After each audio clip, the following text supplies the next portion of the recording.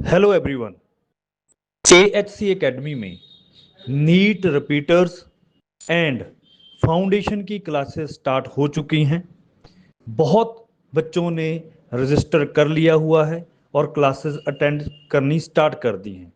Seats बहुत limited हैं। जल्दी से जल्दी AHC एकेडमी विजिट करें। आज शफीक राणा की जमानत रखी हुई थी, क्या ऑर्डर हुआ है? जी, ये क्रिमिनल बेल एप्लीकेशन नंबर 620/25 आज शफीक राणा की जो रखी हुई थी वो आज अपने न्यायाधीश श्री त्रिभुवन साहब ने रिजेक्ट किया हुआ है उनका जामीन अर्जी। क्यों रिजेक्ट किया? देखिए, ये जो जामीन का अर्जी है ये दूसरा जामीन का अर्जी है।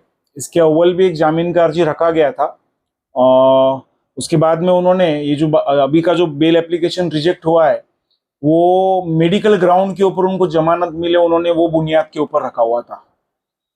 उसके अंदर पुलिस का, सरकारी वकील साहब का, श्री पगारे साहब का और हमारा, ये जब तीनों का बहस हुआ था और कानून की बहुत सारी बातों के ऊपर से एट लेंथ बहस हुआ और फिर अपने जो न्यायाधीश साहब है इन्होंने उनका जामीन का अर्जी रिजेक्ट किया हुआ है। और इसमें मेन जो उनका जो अपने आरोपी का जो यहाँ पर उन्होंने जो बेल जो दाखिल किया था वो उन्होंने मेन मेडिकल ग्राउंड्स के ऊपर किया था। तो इसके अंदर सरकारी वकील साहब पगारे साहब ने वो पॉइंट के ऊपर सारे पुलिस पेपर्स बताए और वो पुलिस पेपर्स के अंदर ये जो अपने आरोपी साहब है ये कोऑपरेशन नहीं दे रहे हैं मेडिकल ट्रीटमेंट के अंदर।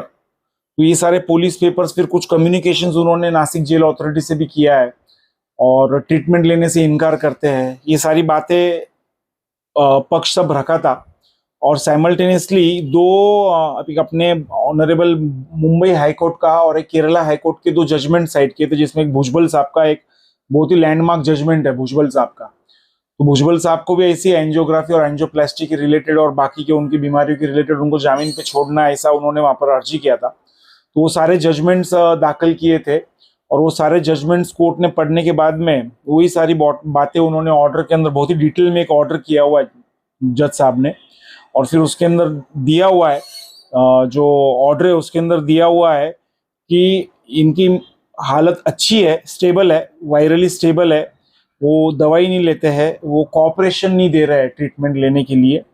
और पेपर जब देखे साहब ने तो उसमें दिखा हुआ भी है कि मेडिकल पेपर्स देखने के बाद में ऐसा दिखता है कि उनको डिस्चार्ज लेने बोल रहे थे लेकिन वो डिस्चार्ज भी नहीं ले रहे थे। फिर उसके बाद में ये सारी बातों के ऊपर से कोर्ट ने जो उनकी मेडिकल ग्राउंड के ऊपर का जो मेन ग्राउंड था उनका, तो वो रिजेक्ट किया है। वो कुछ मद्देनजर रखते न रहे उनका वो ग्राउंड रिजेक्ट किया है।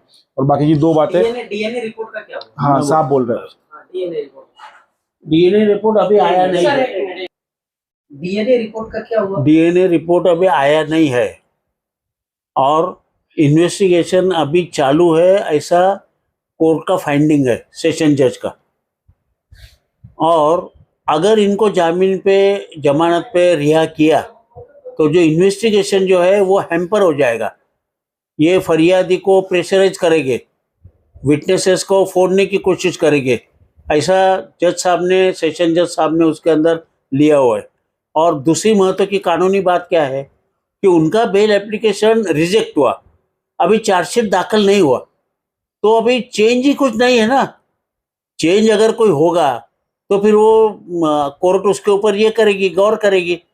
अभी जब चार्जशीट दाखिल होगा, वो चार्जशीट दाखिल हुए ना, पूरी सिचुएशन जो है पूरा ध्यान में आ जाता, क्या है क्या नहीं, पूरा उसके अंदर क्या उन्होंने ये किया है, क्या क्या उसके अंदर रिपोर्ट आया है, सब वो बातें आ जाती। तो ऐसे इसी वक्त फिर कि उस चार्जशीट आने के बाद में फिर वो ये रखे तो फिर बात अलग रहती है। उसके पहले ये जो एप्लीकेशन है तो वो प्री मैच्योर है। मालेगांव के मुकामी कोर्ट में दूसरी बार बेल रिजेक्ट हो गई। अब इनको अगर कभी बेल रखना है तो क्या करना है? अभी एक तो पहले इनको हाई कोर्ट जाना पड़ेगा, पहली बात तो ये ऑर्डर के खिलाफ। अगर नहीं तो फिर उनको चार्जशीट आता है, जब तक उनको सब्र करना होगा। जिनकी बेल रिजेक्ट हुई उनका नाम क्या है? श्री शफीक अहमद मोहम्मद इस्माइल।